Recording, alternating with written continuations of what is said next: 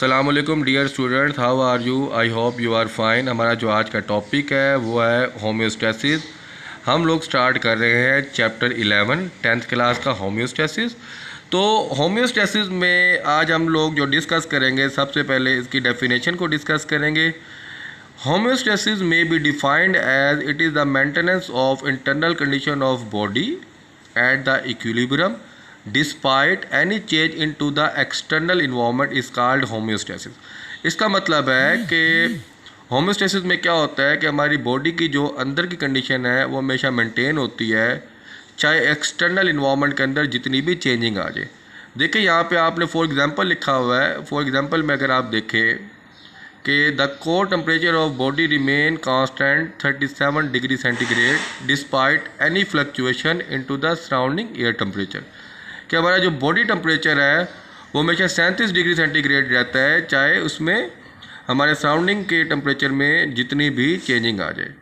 इसी तरह अगर हम बात करें कि सपोज अगर आज हमारा बाहर का बॉडी टेम्परेचर के जो बाहर का माहौल है वो हो सकता है 43 डिग्री सेंटीग्रेड हो, 44 हो, या हो सकता है कि वो 30 हो, लेकिन हमारे बॉडी का टेम्परेचर हमेशा 37 डिग्री सेंटीग्रेड रहता है। तो इसको हम बोलते हैं homeostasis. The homeostasis may be defined as it is the maintenance of internal condition of body at the equilibrium despite any change into the external environment. The process is called homeostasis. इसके साथ आप second point में इसकी example देंगे body temperature की। The core temperature of human body remain 37 despite any fluctuation into the surrounding environment. इसके साथ आप एक और एग्जांपल भी दे सकते हैं कि the blood glucose level remain about 1 gram per litre despite eating a meal rich in the carbohydrate.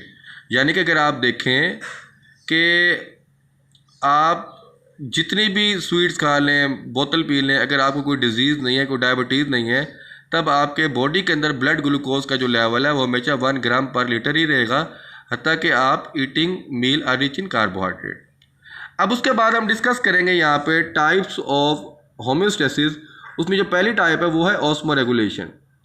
Osmoregulation may be defined as it is the maintenance of amount of water and salt in the body fluid.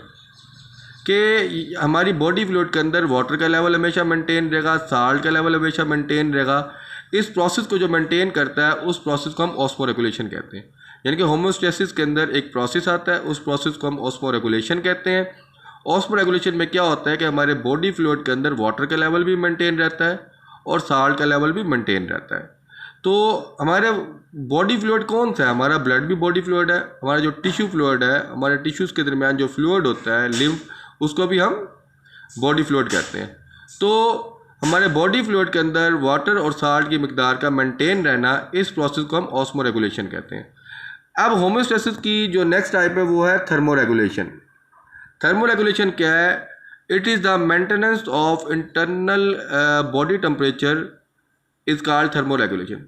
यानी कि हमारे body का जो temperature है वो हमेशा maintain रहेगा।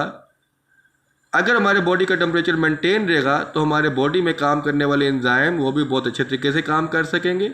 मैं सिंपल सी बात करता हूँ कि अगर आपने एंजाइम का चैप्टर पढ़ा है तो आप देखें enzyme work best at the particular temperature. 37 degree centigrade के ऊपर एंजाइम बहुत अच्छे तरीके से काम करते हैं। अगर टेम्परेचर के अंदर इंक्रीज़ कर दिया जाए तो क्या होता है, हमारा जो एंजाइम है वो डीनेचर्ड हो जाते हैं, या टेम्परेचर कम कर दिया जाए तो एंजाइम अपना वर्क स्टार्ट भी नहीं करते। तो इसलिए टेम्परेचर की बहुत इंपॉर्टेंस है। तो होम्योस्टेसिस के अंदर हम डिस्कस करेंगे थर्मोरेगुलेशन। थर्मोरेगुलेशन क्या है? It is the maintenance of internal body temperature is called thermoregulation. इसमें हम एग्जाम्पल देंगे the enzyme of body work best at the particular temperature. Any change in the body temperature, अगर हमारे body temperature के अंदर कोई भी चेंज आए, it may affect the functioning of enzyme. ये एंजाइम को डीनेचर्ड कर देते हैं। उसके बाद तीसरी बात आती है एक्सक्रीशन। एक्सक्रीशन क्या है? Excretion it is the process of homeostasis. ये भी होम्योस्टेसिस का एक प्रोसेस है। इस प्रोसेस में क्या होता है? The metabolic waste are eliminated from the body to maintain the internal condition at the equilibrium state.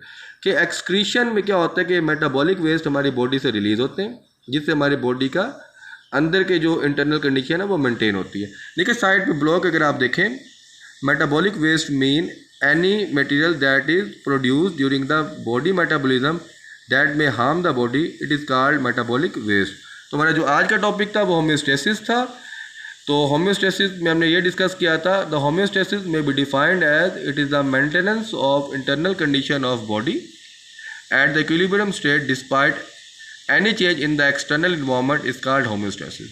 उसके बाद हमने इसकी एग्जांपल दी थी, एक एग्जांपल दी थी हमने टेम्परेचर की और दूसरी एग्जांपल दी थी हमने ब्लड ग्लूकोज लेवल की। तो आपने जब ये टॉपिक लिखना है होम्योस्टेसिस को, तो सबसे पहले आप होम्योस्टेसिस की डेफिनेशन लिखेंगे, फिर आप उसकी एग्जांपल देंगे, एक एग्जांपल भी दे सकते हैं, 2 मार्क्स से ये क्वेश्चन आता है। उसके बाद होम्योस्टेसिस में ऑस्मोरेगुलेशन, थर्मोरेगुलेशन, एक्सक्रीशन, इनमें से कोई एक शॉर्ट क्वेश्चन आ सकता है 2 मार्क्स का। अगर आपको कोई चीज़ समझ नहीं आई तो कमेंट्स में ज़रूर लिखिएगा। ओके, अल्लाह हाफिज़।